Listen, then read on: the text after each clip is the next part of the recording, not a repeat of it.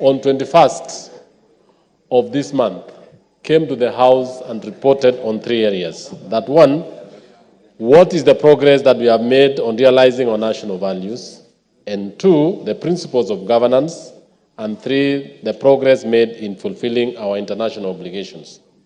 Madam Speaker, the address by the President really was very timely. And it went on to explain how this country has made a lot of progress, especially in matters of national development. And I want to specifically address, to really talk about what is going on in this republic. Madam Speaker, one of the issues that came out very clearly is the issue that came out was the issue of agriculture and satisfaction in food production. I come from a region where we grow sugar, tea, and coffee. And it is for the first time in this country, Madam Speaker, that this country has had sufficient sugar production. It is this time, Madam Speaker, that the President has, and through his policies, he has been able to address the issues that are facing the sugarcane farmers. More importantly, the issues of production, fertilizer. 2, the sugar mills are now running across the country, especially the public mills. One of the things that we only need to do, Madam Speaker, is to pay the arrears for the workers. I talk especially on behalf of the farmers in Chemelil, Moroni, where there is a lot of farmers' arrears, and even concerning the remaining few farmers where they haven't gotten their farm due, their arrears, especially for cane deliveries.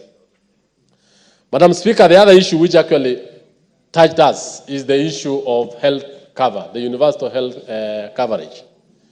The President and ourselves, especially on the issue of SHA and SHIF. Madam Speaker, this is going to revolutionize health care.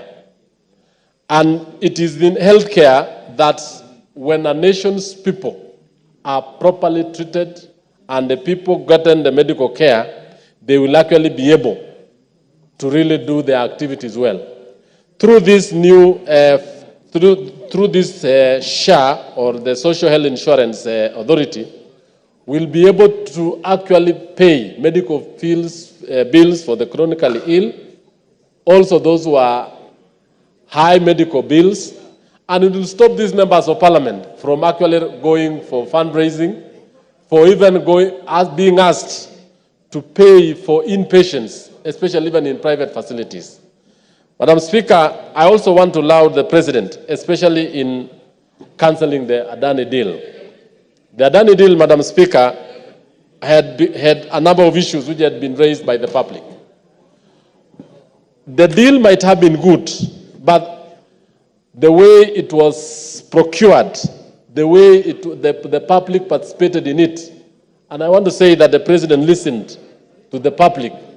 He went on to explain that as much as there might have been no serious issues on the Adani deal, he listened to the people of Kenya, and the people of Kenya said they did not want that. And actually the President, in his address, showed that he is a listening leader and we emulate him. Madam Speaker, the other issue which I really wanted which the President really talked about was the issue of education. Madam Speaker, for the first time, the education sector in this country got a boost of 56,000 teachers. And you know, Madam Speaker, we have a shortage of 116,000. That this administration has been able to employ 56,000 teachers at a go is a remarkable achievement, and we want to laud the government for that. Apart from that, we have seen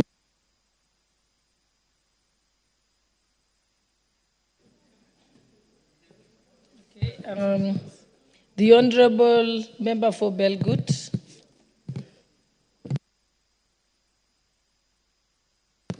Thank you, Honourable Speaker.